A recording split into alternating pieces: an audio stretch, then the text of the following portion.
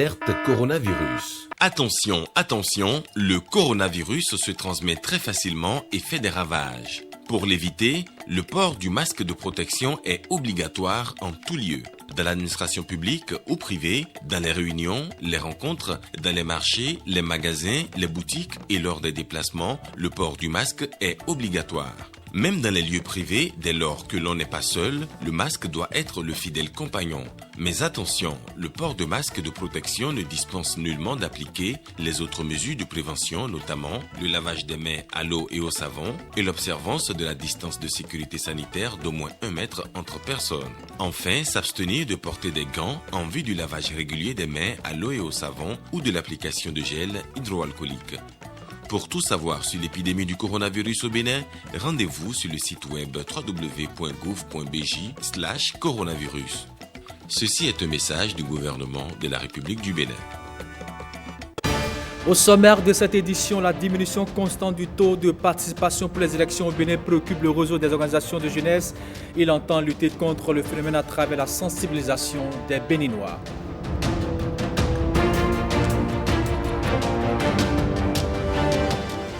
Mobilisation des ressources financières pour remédier au faible taux de prévalence contraceptive dans les pays francophones de l'Afrique de l'Ouest. Un atelier s'y penche ici à Cotonou et se suit dans le cadre des activités de la Journée mondiale de la contraception 2020.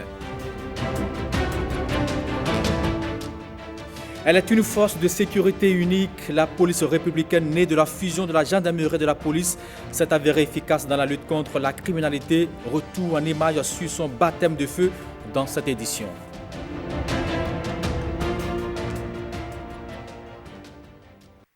Bonjour à tous et bienvenue dans ce 13. Le taux de participation pour les élections au Bénin en constante diminution préoccupe des jeunes béninois. Le réseau des organisations de jeunesse pour le développement et la coopération décentralisée cherche des moyens pour lutter contre le phénomène. Il a mis sur pied un projet qui vise à sensibiliser les Béninois sur la nécessité pour un bon citoyen de voter. Le dit projet a été lancé ce mercredi 21 octobre 2020 à Cotonou. Ghislain Poguet, Benjamin Denayon pour plus de précisions.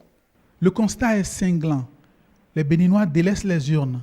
Ils ne s'empressent plus pour voter. En 2015, lors des législatives, le taux de participation était de 65,92%. Mais le taux en 2019, pour les dernières élections législatives, est de 27,12%. 65,92% contre 27,12%. Le fossé est grand. Le projet dénommé Ma Voix compte est conçu pour renverser cette tendance négative. Ce projet est une campagne de sensibilisation et de veille citoyenne pour aboutir à un fort taux de participation aux élections présidentielles d'avril 2021. Parce que la voix de chaque citoyen compte pour le développement du pays et en matière électorale, la voix de chaque citoyen à travers le vote est déterminante pour le choix des dirigeants. Chaque citoyen en âge de voter doit être en possession de sa carte autorisée pour le vote et voter effectivement afin d'accomplir son devoir citoyen. Le projet Ma Voix compte est porté par le réseau des organisations de jeunesse pour le développement local et la coopération décentralisée. La mise en œuvre du présent projet vise à améliorer le taux de participation à l'élection présidentielle de 2021. De façon spécifique, le projet Ma Voix compte permettra de sensibiliser la population béninoise à travers les 77 communes sur le devoir civique que représente le vote, faire la mobilisation de proximité et enfin suivre le taux de participation aux élections présidentielles de 2021. Mais pour voter au Bénin, il faut être inscrit sur la liste électorale permanente informatisée l'EPI. La liste est en cours d'actualisation, la phase de l'affichage. Elle est disponible dans les arrondissements et auprès des chefs quartiers. Il s'agit d'une initiative présidentielle qui consiste à recruter chaque année à la charge de l'État 2000 jeunes diplômés à placer dans les entreprises privées ou publiques sur une période de 2 ans avec l'espoir qu'ils sauront se rendre utiles et efficaces pour se faire recruter à l'issue de la période d'insertion ou alors qu'ils seront volés de leurs propres ailes dans l'auto-emploi.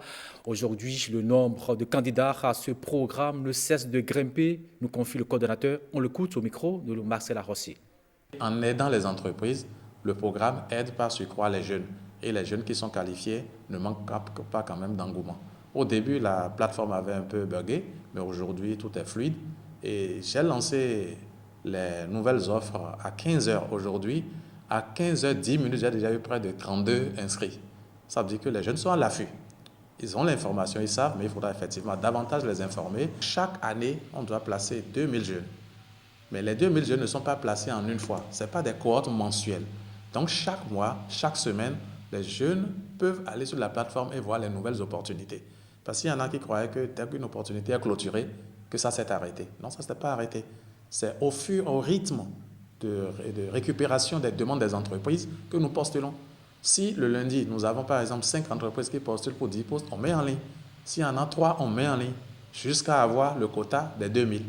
Donc ce ne sont pas des offres qui sont juste ponctuelles et après on attend. Donc que les jeunes soient rassurés, c'est un programme pour eux à partir des entreprises bien sûr. Et là, je pense que chemin faisant, la plupart même des entreprises vont même recruter au-delà même des 2000 parce que c'est 2000 que l'État supporte. Mais pour la petite histoire, il y a des entreprises qui veulent en recruter plus et qui se sont engagées à le faire avec leurs propres ressources. C'est-à-dire que le programme répondait à un besoin pertinent des entreprises. Tout au moins, l'objectif que nous nous donnons, c'est de pouvoir placer entre 800 et 1000 au titre de l'année 2020.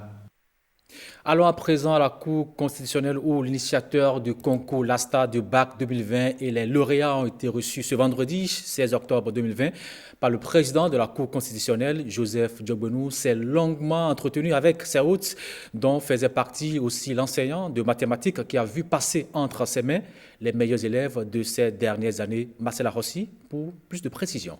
Contribuer à détecter, révéler et promouvoir un candidat au bac 2020 dont l'ensemble du parcours scolaire est un exemple de détermination et d'abnégation. Cet objectif, Collins Yann se l'est fixé en initiant le concours La Star du bac 2020. À l'issue de la sélection, les voici en audience à la Cour constitutionnelle. Nous avons été agréablement surpris au cours de l'audience parce qu'il a eu des mots très forts, notamment pour le premier du Bénin au bac 2020, à qui il a rappelé les efforts que l'État fait pour accompagner les plus excellents, notamment les 10 premiers, à travers des bourses d'études. Il a rappelé que ces bourses d'études sont le fruit des impôts que payent nos jeunes mamans, que payent nos jeunes paysans. Il a voulu que, à travers lui, que tous les enfants excellents que le pays envoie à l'étranger se rappellent que c'est avec l'argent de nos paysans qu'ils vont étudier et le devoir de reconnaissance qu'ils ont vis-à-vis de leur pays. C'est vraiment une fierté d'avoir rencontré le président de la Cour constitutionnelle et nous avons écouté avec attention ses conseils qui sont d'ailleurs très précieux et très capitaux pour l'avancée de notre carrière et notre avenir.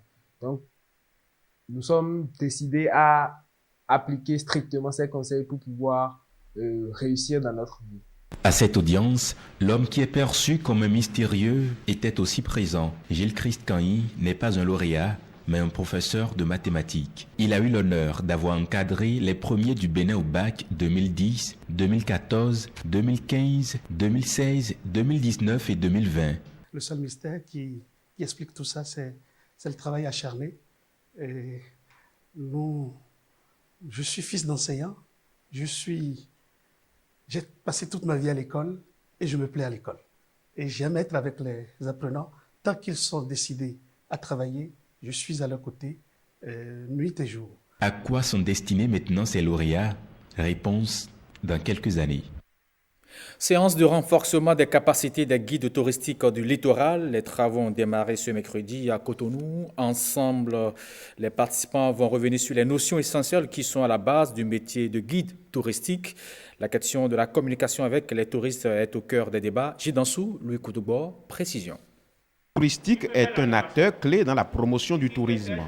Il est l'interface entre les sites et les visiteurs. Venus du département du littoral, ces guides vont renforcer leurs capacités en ce qui concerne la communication avec les touristes. Une communication unique qui ne doit pas varier d'un guide à un autre. Un guide ne doit pas dire n'importe quoi sur le site et l'autre viendra dire ce qu'il veut. Donc, en matière de la gestion du produit documentaire et du produit touristique, l'information doit être unique et le guide est chargé de donner la même information à tous les visiteurs sur le terrain. Il est chargé aussi de la préservation de la collection, du site, du patrimoine et de l'encadrement de tous les visiteurs, autrement dit les touristes, qui l'ont accompagné sur le site. Donc un monument ne doit pas changer de communication de tel guide à tel guide. Séance de renforcement de capacité avec des thématiques bien élaborées. Je suis confiante et je suis sûre que cette formation va nous apporter beaucoup de choses à mes collègues. Parce que chaque jour, il faut améliorer ce que nous faisons. Et nous devons accompagner ce gouvernement qui a beaucoup d'ambition pour le développement du tourisme dans notre pays. Le guide, en fait, c'est tout. C'est le guide qui rend, en fait, qui vend en vérité la destination. Le guide, c'est une bibliothèque. Si ce truc est mal fait, ça veut simplement dire que c'est toute la destination qui va pas. Parce qu'on l'a dit, vous recevez un seul touriste qui est content et qui rentre chez lui, il va peut-être en parler à 10 personnes, mais quand ça se passe mal, c'est que plus personne n'entendra parler de ça. Il n'y a pas d'école, en fait, de guidage au Bénin. Mais sachez qu'aujourd'hui, le gouvernement a mis en place, en fait, au niveau de l'Université nationale du Bénin, le métier de guidage aujourd'hui qui est pratiqué. Ces guides touristiques reçoivent ainsi d'autres notions pour faire efficacement leur travail. Parlons à présent santé, la prévalence contraceptive reste encore faible dans les pays francophones de l'Afrique de l'Ouest et provoque un taux de fécondité élevé, ce qui entraîne des décès lors des accouchements. Il est établi par les acteurs que la cause serait due au manque de moyens des populations. Pour y remédier, un atelier est en cours ici à Cotonou pour la mobilisation de ressources financières à mettre à la disposition de chaque pays. L'atelier entre également dans le cadre des activités de la Journée mondiale de la contraception 2020, le point de la cérémonie d'ouverture avec Rebecca Kendiaonde. Dans cette salle, ils sont convaincus que la planification familiale reste le meilleur allié pour vaincre le taux de mortalité maternelle, néonatale et infantile dans les pays francophones de l'Afrique de l'Ouest. Voilà pourquoi le Fonds des Nations Unies pour la population UNFPA et le ministère de la Santé veulent renforcer le plaidoyer et le leadership au niveau national afin d'augmenter l'allocation de fonds générés en interne pour le financement de la planification familiale et surtout pour l'achat des produits contraceptifs. Vous tous ici autour des tables physiquement et à distance êtes impliqués dans cette grande chaîne où nous sommes tous en train de nous battre pour s'assurer que le droit à des services de contraception pour toutes les familles soit disponible et accessible jusqu'au dernier kilomètre sur le territoire. C'était un des engagements aussi du gouvernement du Bénin à travers le ministère du Plan ici représenté il y a 1 an lors du sommet de Nairobi qui célébrait les 25 ans de la conférence internationale sur la population et le développement au Caire. Donc c'est un effort qui s'inscrit aujourd'hui dans la dynamique longue de nos sociétés, qui est la dynamique de donner l'accès aux familles, aux services pour faire le choix et avoir le droit de choisir le nombre d'enfants qu'ils veulent quand ils le veulent. Pour chaque citoyen ou citoyenne, avoir le droit de choisir le nombre d'enfants qu'il veut quand il le veut reste le véritable défi à relever dans les pays francophones de l'Afrique de l'Ouest. Au Bénin, selon l'enquête démographique et de santé de l'année 2017-2018, le taux de contraception était encore de 12% pour les méthodes modernes. Des efforts ont été faits depuis, mais le bout du tunnel est encore loin. Pour remédier à cette situation, les pays francophones se sont retrouvés à Ouaga en 2011 et ont décidé d'importantes mesures. De façon concrète, il fallait accroître le recours à la contraception, à la planification familiale au profit des populations de ces pays. Le cadre de la déclaration de Ouagadougou inclut la nécessité pour chaque pays d'assurer une augmentation régulière des contributions des budgets nationaux pour l'achat des produits contraceptifs. Et c'est là l'enjeu, la mobilisation des ressources domestiques qui nous réunit ici aujourd'hui. Cette initiative est appuyée par la Fondation Bill et Melinda Gates à travers le fonds incitatif de contrepartie double. Cet atelier va donc permettre aux participants de répertorier les différentes parties prenantes en fonction de leur rôle et responsabilité dans la sécurisation des produits contraceptifs. Du gel hydroalcoolique à base du moringa, c'est une innovation du jeune entrepreneur béninois Sourou Atika Pour lutter contre la propagation du coronavirus, bien sûr, passionné de transformation des produits agroalimentaires, il revient sur la composition du produit et sa motivation d'entreprendre. Il est au micro de Robin Copin et d'Or. Le gel hydroalcoolique est utile aujourd'hui dans la lutte contre le Covid. Donc, quand la pandémie a commencé, je me suis dit qu'est-ce qu'il faut faire pour participer à l'éradication de ce mal qu'est la Covid-19. Et s'inscrivant aussi dans les efforts du gouvernement, je me suis essayé dans la fabrication du gel hydroalcoolique. Pour fabriquer le gel hydroalcoolique, nous avons besoin de l'éthanol qui est le produit le plus utilisé d'ailleurs.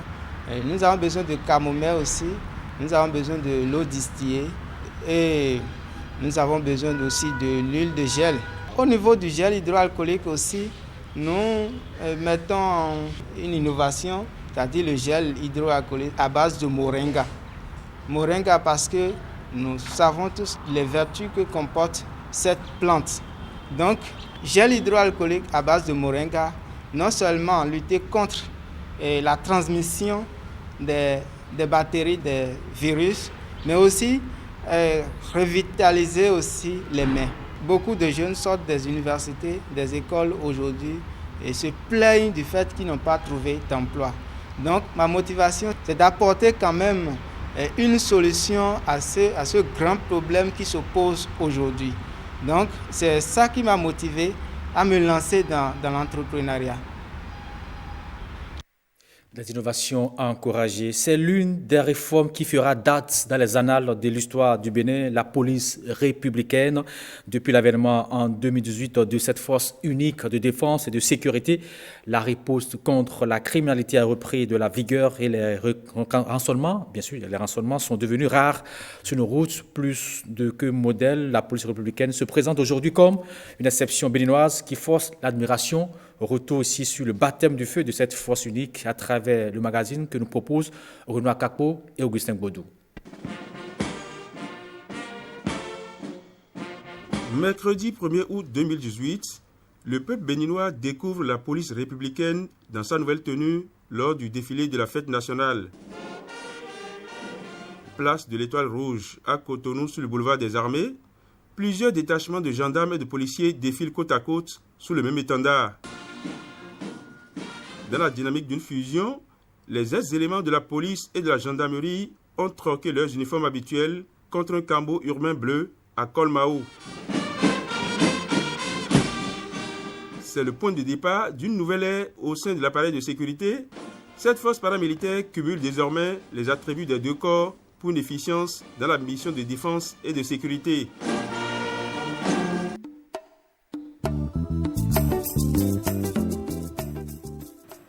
L'ensemble du pays mérite d'être protégé.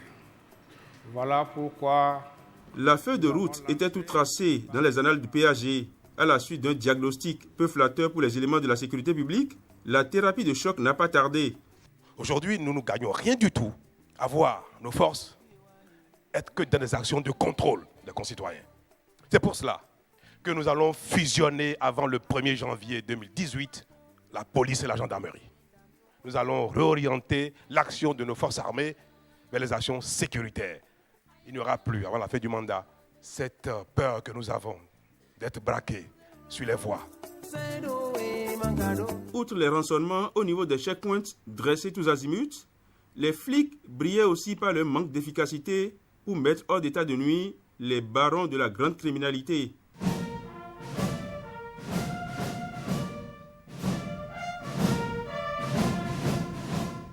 Mardi 18 juillet 2017, à la salle du peuple du Palais de la Marina, la commission d'études de la création de la force unique de sécurité intérieure a livré un rapport pour le moins implacable. La gendarmerie et la police nationale se livrent malheureusement à une compétition indigne. Cette concurrence aveugle, mais bien féconde en préjudice, a eu pour corollaire la perversion des comportements et attitudes des personnels pour finir par hypothéquer à jamais la moindre chance d'émergence d'une synergie de pensée et d'action indispensable à la fiabilité, donc à l'efficacité de la posture sécuritaire dans notre pays. Face à une actualité quotidienne, Marqué par la hausse effrénée des cas de vol à main armée, le président Patrice Talon a décidé de prendre le taureau par les cornes. Fini le cloisonnement des forces de sécurité intérieure, la loi numéro 2017-41 portant création de la police républicaine a été votée à l'Assemblée nationale le mardi 26 décembre 2017. Sans tambour ni trompette, la force unique de sécurité intérieure a viré sur les chapeaux de roue, que ce soit sur la route nationale inter-État numéro 1 ou le long du corridor allant de Cotonou à la frontière nigérienne. Des équipes de patrouille ont été déployées pour le plus grand bonheur des populations. Aujourd'hui, nous, gros porteurs, nous sommes très satisfaits. Depuis Cotonou jusqu'à Manaville, il n'y a aucun problème. Avant, même en pleine journée, il y avait des braquages. Surtout quand vous quittez le corridor Alpha Kwara pour Manaville ici. Vraiment, c'était trop grave, quoi. Mais maintenant, on voit qu'il y a des patrouilles.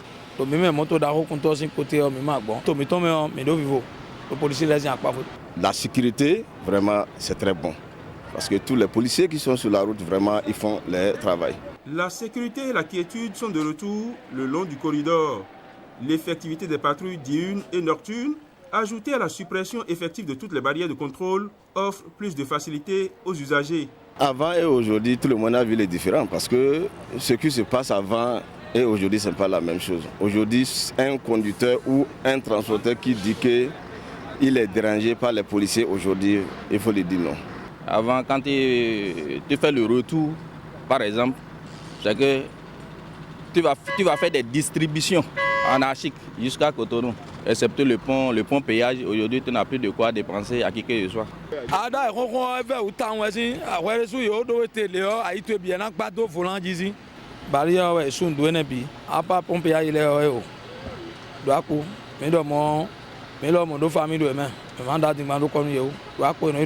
Depuis l'avènement de M. Talon, concernant notre corridor de Cotonou à Manaville ici, je vois qu'il y a de mieux, quoi. Il y a une différence nette qu'on observe quand on traverse la frontière. Le changement même, ce temps, c'est pourquoi je dis on ne veut pas dire. Ça a dit le chef de l'État, vraiment, c'est pour l'apprécier, quoi. Parce qu'il a tout fait pour nous, les transports et les conducteurs.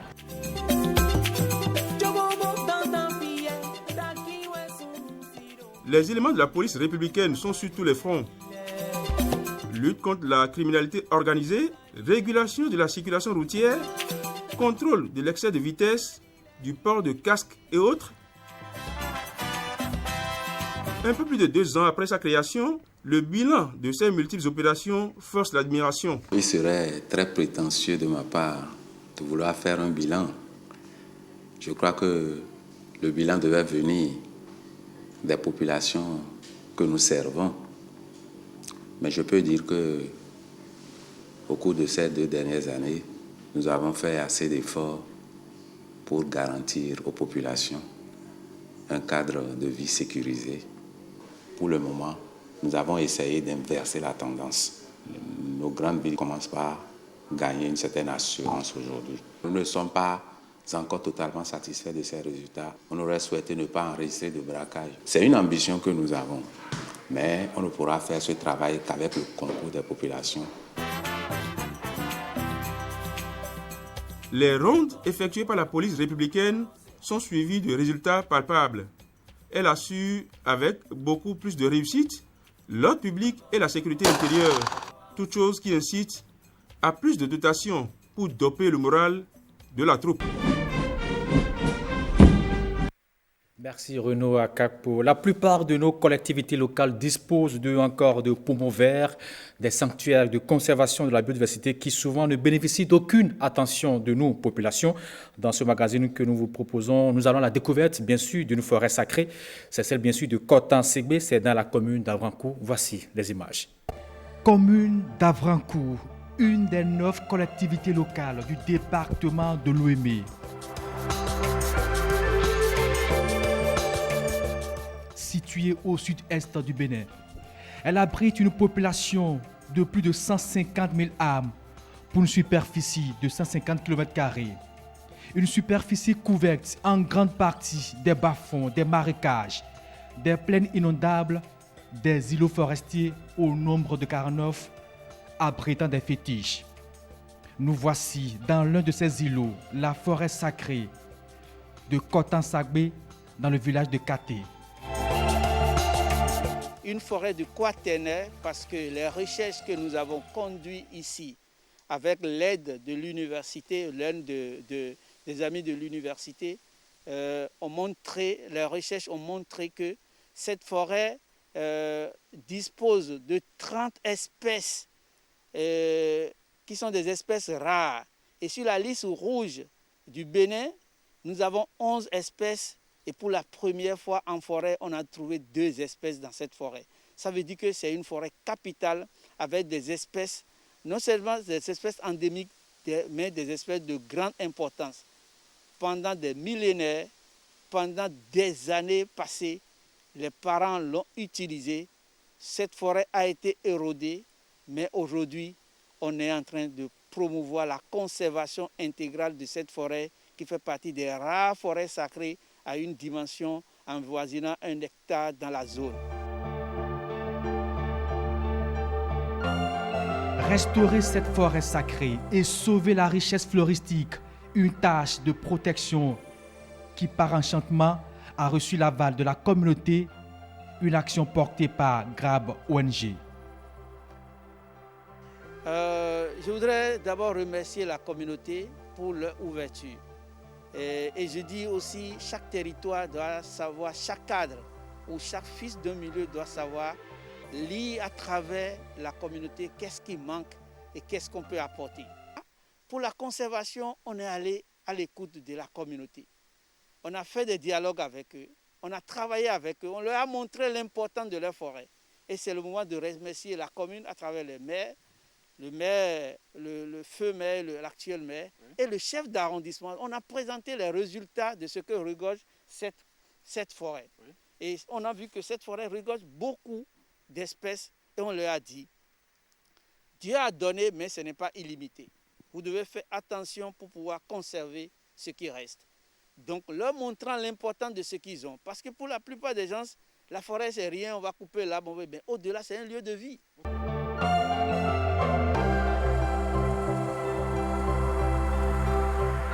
Une importante quantité de ressources naturelles gracieusement offertes par la nature aux humains.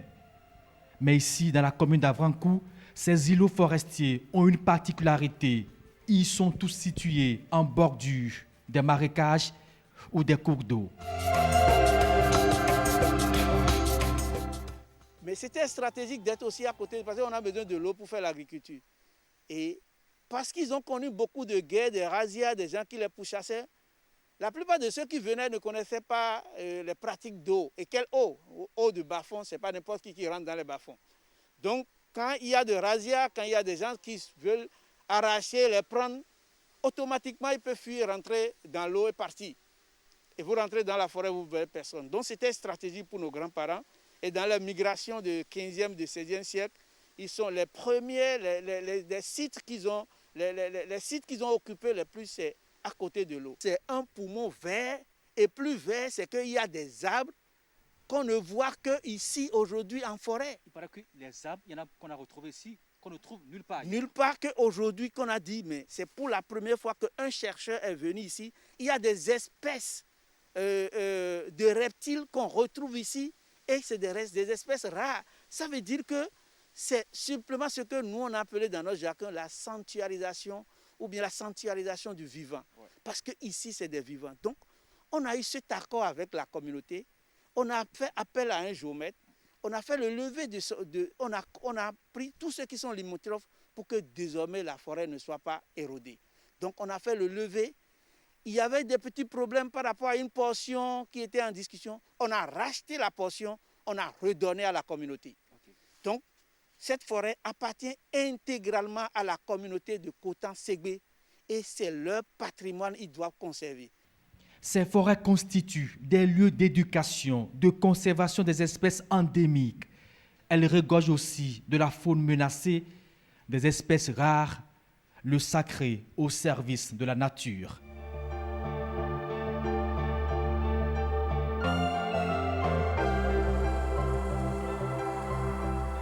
Ce qui éduque plus, c'est la nature. J'ai souvent dit à des jeunes qui me suivaient dans la nature, je dis, personne ne vous discipline, c'est la nature qui le fait. Quand tu marches n'importe comment, il y a les épines qui t'arrêtent, il y a quelque chose qui te coupe, on ne marche pas n'importe comment dans la forêt. C'est ça le sacré? Le sacré aussi, c'est des règles. Quand on dit que c'est sacré, si les dignitaires t'autorisent à dire, voilà, tu as accès à tel lieu, tu as accès à tel lieu, on les suit. Moi, je ne viens pas pour désacraliser ce qu'ils font. Je viens pour conserver le sacré qu'ils ont. Mais au milieu de tout ça, là, ce qui m'intéresse, c'est le vivant. Pas seulement le spirituel, mais c'est le vivant qui est autour du sacré. Et le vivant qui est autour du sacré, c'est là où nous sommes. Cette climatisation naturelle, cet air.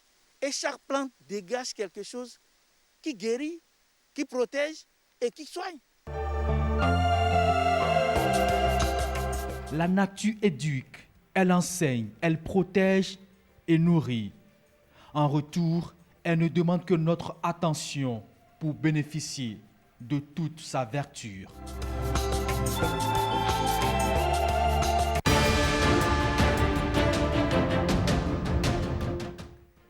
Hors de nos frontières, plus précisément aux États-Unis, près de 28 millions de personnes ont déjà voté en Amérique pour l'élection présidentielle.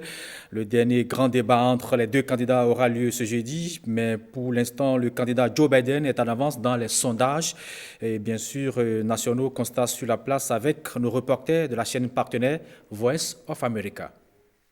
C'est une année électorale comme peu d'autres. Un taux de chômage élevé, des troubles sociaux et des personnes confrontées au risque d'infection par une pandémie qui fait rage.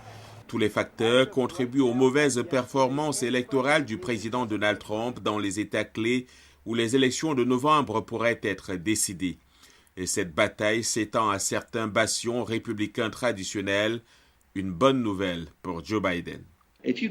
Si vous revenez 10 ans en arrière, je ne pense pas que vous trouverez beaucoup de gens qui disent que l'Arizona, le Texas et même la Géorgie seraient si compétitifs.